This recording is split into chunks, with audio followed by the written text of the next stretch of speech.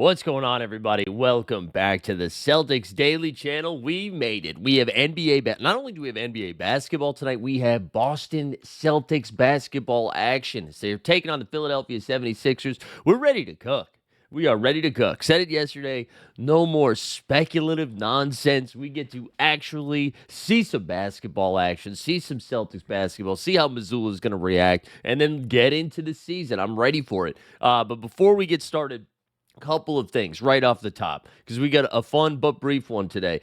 Just big shouts to everybody who came over and hung out at the marathon show yesterday for the NBA bit. We went live for 7.5 hours, which arguably too long, but recommend going and checking it out. If you missed it, there's some really good segments. Noah Delzell came on about 4 hours in. We talked a lot of Celtic stuff. We talked the front court rotation quite a bit. We talked about her experience going on ESPN after the after the media game versus Joe Mazzulla. We talked about the bullying. We had a good time with that, so go check that out.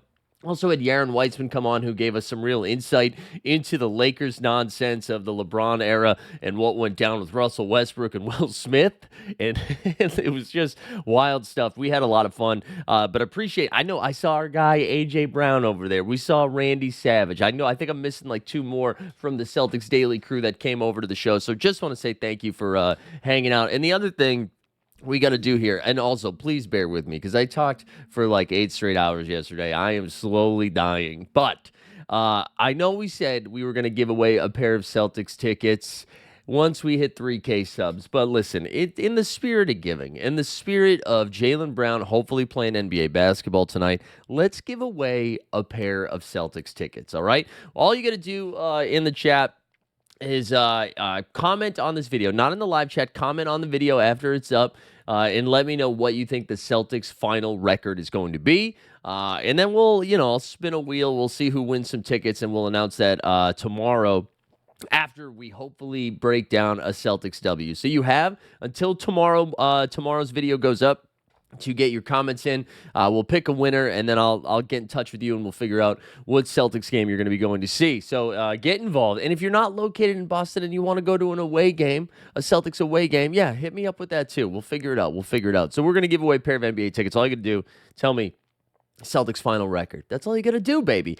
All right, let's go. Celtics tonight. One of the things I talked about with Noah yesterday about looking at this matchup of the 76ers versus Boston is just like how the heck we're going to deal with Joel Embiid. And I thought Noah brought up a pretty good point. Just like, the Al Horford, say what you will, who got a W last night, with his age and what he was able to do on the court, was still one of our like go-to defenders when it came to bigs like that, whether it's trying to slow down Joel Embiid. Giannis Antetokounmpo was another one, right? Like, we've thrown a lot of looks at Giannis, but Al, one of the things that he really did, like his ability for his size to move his feet in the way that he did, slowed those types of bigs down. And, to Noah's credit, like, nobody's going to stop Joel Embiid, right? Like, as long as except for his body, but as long as Embiid is out there, the 76ers, I mean, like, he's going to get his numbers. So it's not like Neemias Queta is built to do that, but he is going to get the first opportunity to try to at least slow him down. And I talked to her a little bit about, like, what do you think Mazzulla's approach is going to be, for the development of some of these young guys? Like, are they going to get enough rope to, learn how to develop? And she had pointed out, she was like, there was a lot of talk in the offseason about that, right? About, like, developing some of this young talent and, looking and playing towards the future. And she said there has been no comments whatsoever. There's been no inkling, no even rumblings that is going to be the approach that this Celtics team is going to take. To the chat's credit, because you've said it all off season, like, there's not an ounce of tank in them, and that if you are missing your defensive assignment, like we saw in the preseason, there's going to be no, like, whether you're Jaylen Brown or Jordan Walsh, like, you miss your assignment, you don't crash the boards in the way that you're supposed to, right? You're not hustling on the defensive end. You're coming out of the game. And so I think we will see that tonight. That's going to be something I'm honestly excited to watch. Like, how are the players going to respond to that kind of quick leash? Quick leash is not the right word. Quick hook that Mazzulla is going to throw at them, and if they respond accordingly. So I'm curious to see, like, if Xavier Tillman, who weirdly looks like an older Al Horford, even though he's a younger Al Horford, or younger than Al Horford, if he's going to be able to use some of that quickness and health that he got back to stay in front of somebody like Embiid, like Luka Garza, for as horny as everybody gets for Luka Garza's screen setting, is he going to be able to do anything on the defensive end that's going to keep him out there? And like just what kind of approaches? The other thing that we could see the Celtics do is just run Embiid off the floor, right? If they have been using those practices and in the training camp to just, as they said, run track instead of play basketball. If they take that approach against this Philly team, like, yeah, Philly has guys that can run with them, like a Maxey, like a VJ Edgecombe, Quentin Grimes, who they got on they re-signed the restricted free agent, or the qualifying offer, excuse me.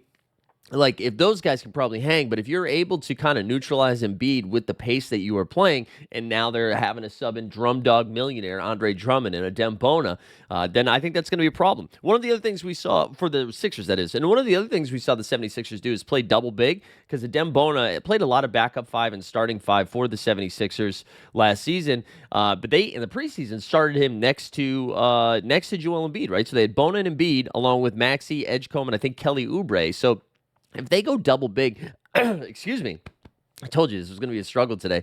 I do think that could cause some problems, because I love Chris Boucher, and maybe Chris Boucher is savvy enough to hang with Bona there, because Bona's not really an offensive threat, but the defensive glass is going to be a problem. They are going to have to do some real gang-ass rebounding out there. But I'm excited about it. I really am. I'm very excited to see these rotations. Again, I'm excited for everybody to eat some crow when Peyton Pritchard is announced the starting point guard today. One thing I am paying attention to, though, Jaylen Brown was listed officially as questionable last night. And actually, let's do this real time, because I haven't checked yet. Let's see what the old Viva Las Vegas. Let's see what that line is looking like for tonight. Because as we said yesterday, it was 2.5, which made me think if the Celtics were 2.5-point faves, we were going to see Jaylen Brown on the court. And let's see if that line has shifted at all. Still Celtics 2.5, 228.5-point total. I think we're going to see JB. JB's going to be out there. That's what I'm saying right now. Boots on the ground. Jaylen Brown is going to be playing. So I'm excited to see JB out there. But I'm excited to see this wing rotation. All the Josh Minot stuff. Now let's see it translate. Can he knock down the three ball when he's left open? Jordan Walsh. Is he healthy? I honestly don't know if Walsh is back. You've got Hugo, who seems like he's going to be a 9th or 10th man. Is he able to move up that ladder? Sammy Hauser kid, we're going to be out there knocking down some triples. How many threes did they take? That's also a fun bet that we could do. I would say the over-under is probably at 52.5. How many threes? How many threes did the Celtics take today? I'm gonna take the over. I think they're gonna be averaging like 60 a game. It's gonna be nutso basketball. But I'm excited, baby. Let's go. Let's go to the second thing. Again, I don't have too much for you today, but I noticed this while I was on the Twitter app yesterday. Bizarrely, so I saw Adam Silver talking to Pat McAfee yesterday. And this is what he said. The Thunder Pacers NBA Finals ended up drawing more viewers than the Mavs Celtics series the year before. He said the reason was because the competition was better. And I find that interesting that like a major market team like the Boston Celtics, and then a superstar like Luka Doncic, and Kyrie Irving for that matter, drew less. And it makes me wonder, like, is that like total viewership? And that's because the Celtics won 4-1, right? And this game went 7 games. So I don't know if he was calculating that per night or what. But that is kind of interesting if more people tuned in. And I could see more people tuning in as it got later into the series, right? Like Game 6 and Game 7, where it feels a little spicy, especially Game 7. But I was really shocked by that. More? I don't know. I don't know if people have any thoughts on that. And I don't care about viewership either. I just was the way that I've never heard Silver compare it like to previous years like that. And so that kind of caught my eye, and I was curious if he had an agenda for the reason that he was saying it like in the way that he was. But I thought that was pretty surprising. Let's bounce around the league from last night. Then we'll get into your comments from yesterday.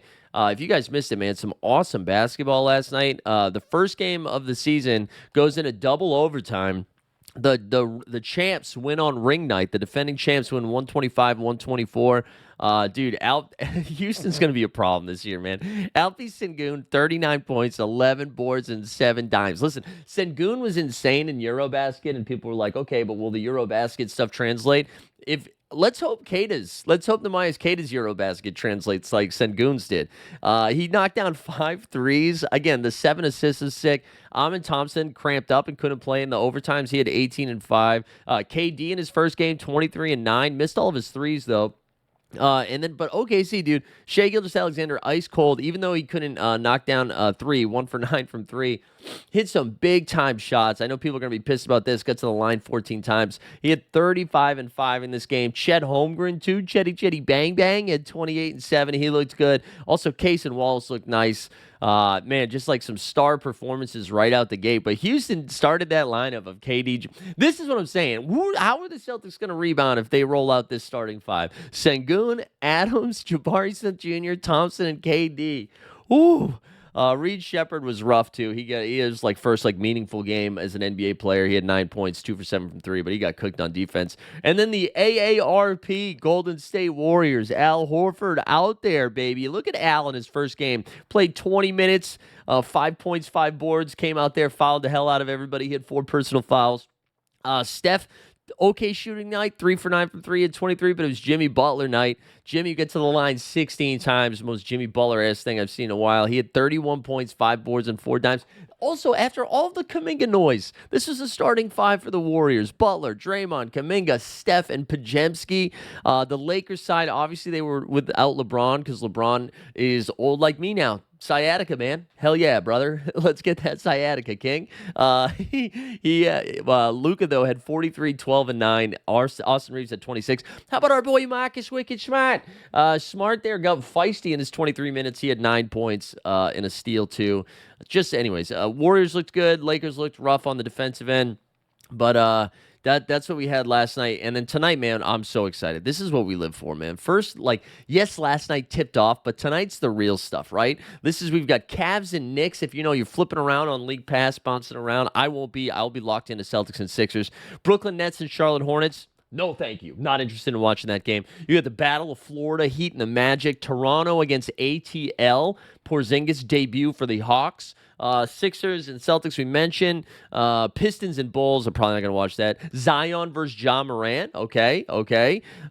Wizards and Bucks. I'm not going to catch that. You got Clippers and Utah. Spurs and Mavericks is the second game on ESPN. So we got Wemby versus Flag. Hell yes. Kings and Suns. I won't be watching that.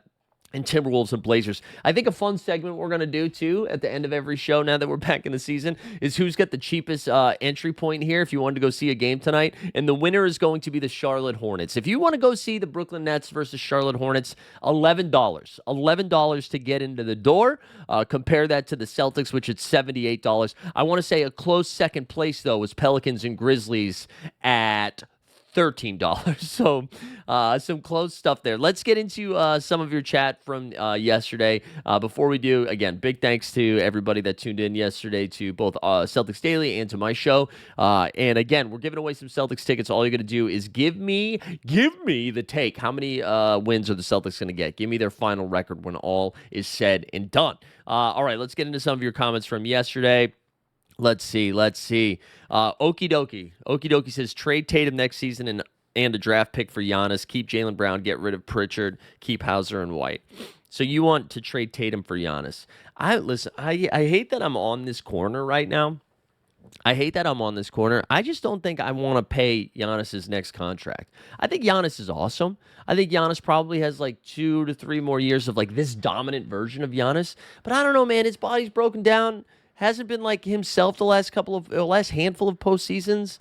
I just don't know if I want to be there for that. I know Tatum's coming off a catastrophic injury, but the dude is nuts, man. And it does really seem like he's going to be back. Also, I should have put this on there. I talked to Eddie Gonzalez, Banksy, on Twitter. You might know him. He's a pretty well-known basketball dude who has relationships with a lot of players in the league, including Jason Tatum. And I mean, the way he talked about how Tatum approached this offseason and this rehabilitation is just nuts, man. And we are going to see him this year. I can't believe it, but we are absolutely seeing Jason Tatum this year. It's happening. Russell and Ben don't belong on the Celtics. Stop the insanity, says Carlos. Carlos, that's what I've been saying. It's the chat. It's the chat that was excited about Ben Simmons. We can't do it. NBA update says Jaylen Brown enter his third year prime this season. Let's go, JB. Let's go, JB. Okay, hold on one sec. Well, he said buy in on. Oh, this is Spiz plays game. Says buy in on year 8 borderline paraplegic for a Finals MVP. Put this guy out to pasture. Oh man, Spiz, I don't know what we're talking about here. I need you. You linked it to a timestamp, but I don't know what we were saying there. So I'm gonna miss it. I apologize, Spiz. The real Don Swan says JB is worth every penny. Let's go Celtics. That's what I'm talking about. That's what I'm talking about. All NBA Jaylen Brown this season. Wesley Lee saying I'm taking Derek White all day over Jaylen Brown as we go back to that conversation. And then he also said I'm standing on my team. 5 seed is the lowest, and we make the playoffs with JT when he returns. Let's go, baby. I'm ready. I'm jacked up and excited. I apologize again for what's happening to my voice today. Maybe you can't hear it, but I am in pain. So we're going to call it there. We'll be back tomorrow with a real-time reaction for the Celtics 76ers game. And then we'll just get hyped for this season. I'm ready to go. Let's go. Beantown boys are here. It's Celtics season. Get your green on. Thanks for hanging out. Hit the subscribe. We will see you tomorrow.